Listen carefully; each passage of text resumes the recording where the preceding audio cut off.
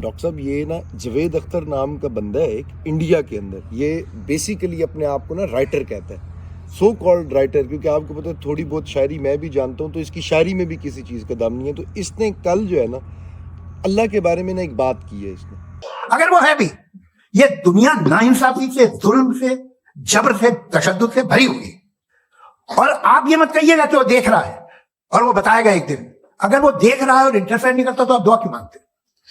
آپ کہتے ہیں میرا یہ کام کرا دے. اس کے مطلب ہے وہ دخل دے سکتا ہے، وہ آپ کو نوکری دلوا سکتا ہے، بھلے دوسرے آدمی کو نہ ملے، مگر آپ کا کام کر دے گا چونکہ آپ نے دعا مانگی ہے.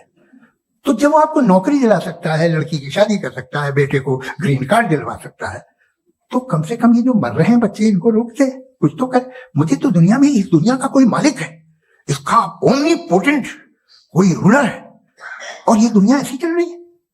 میں تو چاہوں گا کہ بھائی نہ ہو، اگر ہو تو بڑی شرمندگی کی بات ہے. ٹھیک ہے نا. اب اس نے کیونکہ وہ ہندو ہے، اس کا مذہب اور ہے، تو اس نے ایک بات کی. اب اس بات کا مطلب یہ نہیں ہے کہ ہم اس کا سر اتار دیں، ہم نے اس کو قائل کرنا ہے، ہمیں اس کو جواب دینا ہے. اس کی جو دماغ کے اندر جو ایک چیز تنگ کر رہی ہے نا، گراری پھنسی ہوئی ہے اس کی، ہم کس چیز کے اللہ کے بندے ہیں؟ پھر مجھے ایک بات بتائیں، اللہ کا نمائندہ اس ٹائم دنیا میں کون ہے؟ میں ہوں نا.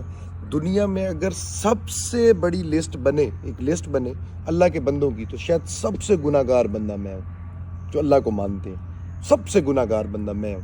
مگر اس گناہ گار بندے کو بھی یہ قبول نہیں ہے کہ رب العالمین، جس کا میں کتا ہوں، جس کے ہاتھ سے بنی ہوئی میں مٹی کا پتلا ہوں، میرے بادشاہ نہ، میں گناہ گار ہوں، میں دوزخی ہوں، میں جہنمی ہوں، یہ ایک ٹوٹلی الگ بات ہے. لیکن میرے مالک کے اوپر کوئی بولے گا تو میں کتا ہوں تو بھونکوں گا، شیر ہوں تو دھاڑوں گا، عقاب ہوں تو اڑوں گا، جو بھی میں کر سکتا ہوں کروں گا. کیونکہ یہ اس نے اس کے بارے میں بات کر دی ہے جو جانے جہاں ہے، جو جانے من ہے، جو ہماری مطلب وہ تھا وہ ہے.